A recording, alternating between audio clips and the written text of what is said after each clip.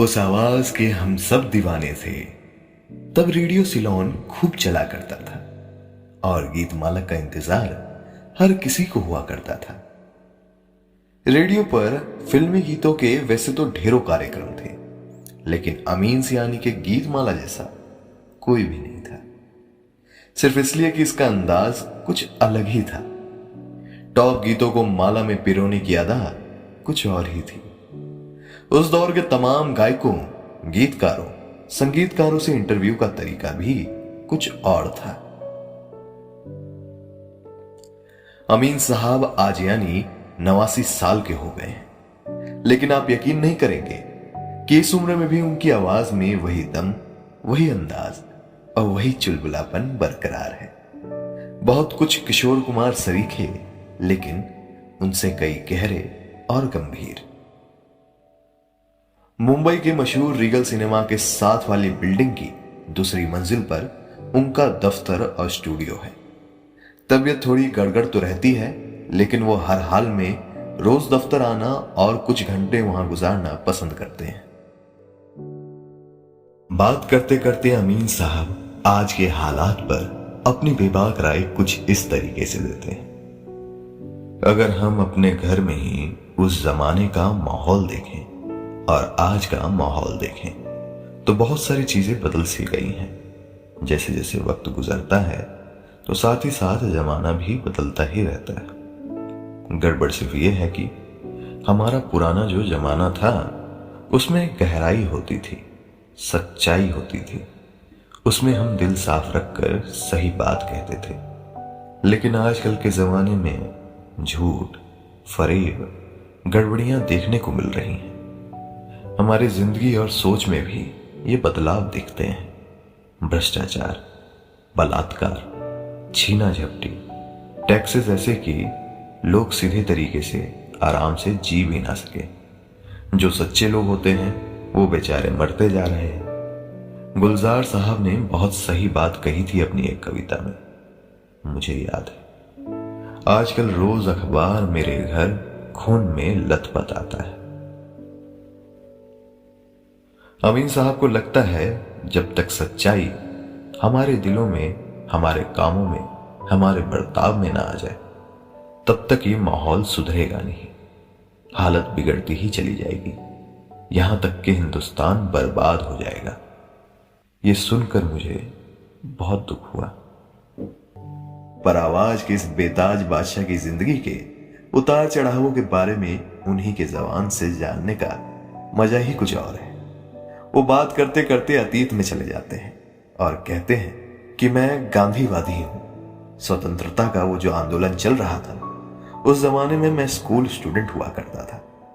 लेकिन गांधी जी, नेहरू, इन सब का हमारे परिवार में बहुत बड़ा असर था, क्योंकि हमारे अब्बा के जो चाचा थे वो थे रहमतुल्लाह साहनी, जिन्होंने गांधी जी को वकील बनाने में बहुत मदद की थी। उन्हें साउथ अफ्रीका भी लेके गए थे। हमारे नाना जो थे वो थे तजवल्ली पटेल। वो मौलाना आजाद के भी डॉक्टर थे और गांधी जी के भी डॉक्टर थे। उस जमाने से हमारे परिवार में स्वतंत्रता के आंदोलन को बहुत गहराई से देखा जाता था। और सबसे बड़ी बात यह हुई कि गांधी जी ने हमारी अम्मा को बेटी बना लिया था। अम्मा हमारी काम करती थी सोशल वर्क में, साक्षरता का काम करती थी, खासकर उन औरतों के लिए जो कमाती नहीं थी। उनको पढ़ाना, लिखाना और जागरूक करना बहुत काम किया करती थी। कुलसुम साहनी नाम था। वो पहली हिंदुस्तानी महिला थी जिन्होंने नेहरू लिटरेसी अवार्ड जीता था। इस काम से गांधी जी इतने प्रभावित हुए थे कि उन्होंने मेरी मां को बुलाकर कहा कि देखो बेटी, हिंदुस्तान अब आजादी की राह पर है।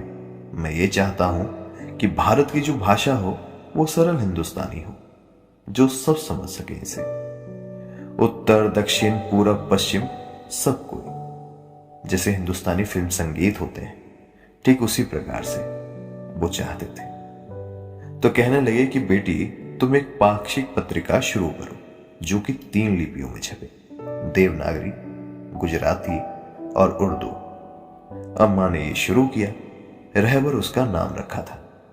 रहबर का मतलब होता है पथ प्रदर्शक। हमारे घर में ही इसका संपादन होता था और बाद में प्रिंटिंग भी वहीं से होने लगी। तब ये लिथो पर छपा करता था। मैं उस वक्त 10-11 बरस का होऊंगा और पत्रिका के साथ प्यून की तरह जुड़ गया था। प्रूफ देखने से लेकर और भी इससे कई जुड़े काम मैं किया करता था। हिंदी मैंने सीखी नहीं थी इतनी ज्यादा। गुजराती में मेरी तालीम हुई थी और अंग्रेजी में भी मैंने काम किया था, तो उसे पढ़ते पढ़ते मेरे भीतर हिंदुस्तानी भाषा का रंग छाने लगा। और खासकर रहबर में तो 2 कॉलम हर पखवाड़े में आते थे, सरल हिंदी कविता और आसान उर्दू शायरी के लिए। ये पढ़कर मुझे बहुत मजा आता था और धीरे धीरे मैं लिखित रूप में भाषा में अच्छी तरह जानने लगा और फिर आर्टिकल भी लिखने लगा। छोटे छोटे लिखता था पर लिखता जरूर था। ये 40 के दशक की बात है जो मैं आपको बता रहा हूं। घर में स्वतंत्रता की बातें होती थी। मैं पढ़ता था उस समय एक गुजराती स्कूल, जहां तक मुझे याद है। तो गुजराती में मैं इतना अच्छा बोलने लगा था, लिखने लगा था, लेकिन हिंदुस्तानी भाषा के उच्चारण में भी गुजराती का थोड़ा सा असर दिखता था। और अंग्रेजी तो बहुत अच्छी बोला करता था मैं बचपन में ही ऑल इंडिया रेडियो से जुड़ा। मेरे बड़े भाई जो थे हामिद साहब, वो इंग्लिश के बहुत अच्छे ब्रॉडकास्टर थे। उन्होंने ही पहल मेरा रिश्ता रेडियो से जोड़ा।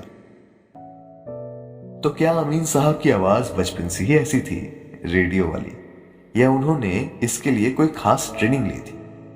उन्होंने इसका भी राज बताया और साथ ही तब के रेडियो के बारे में भी बताते बताते अतीत में चले गए। आवाज ऐसी एकदम तो नहीं थी, धीरे धीरे हुई, पर बड़ी मेहनत की मैंने। उस जमाने में हमीद भाई ने एक थिएटर ग्रुप ज्वाइन किया था जो अंग्रेजी में नाटक करता था। उसके जो डायरेक्टर थे वो थे सुल्तान पद्मशी, एलिक पद्मशी के बड़े भाई। उन्होंने ये थिएटर ग्रुप शुरू किया था।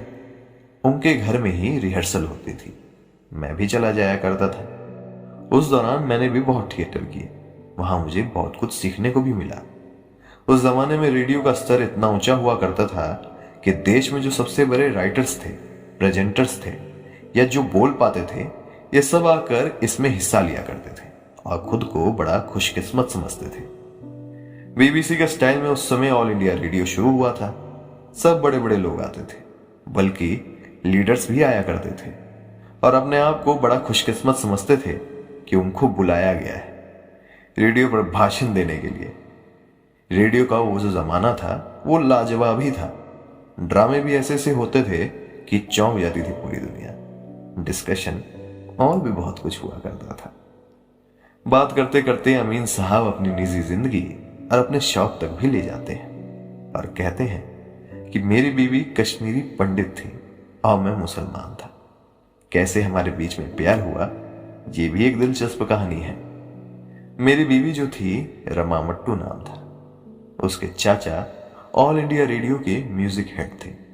उन्होंने रफी को सिखाने में भी बहुत बड़ी भूमिका निभाई थी। अमीन साहब कुछ देर शांत हो जाते हैं और कहीं खो जाते हैं, फिर अचानक खुद को हल्का करते हुए कहते हैं, क्लासिकल म्यूजिक मैंने भी 4 साल सीखा। मैं एक जमाने में बहुत अच्छा गाया करता था।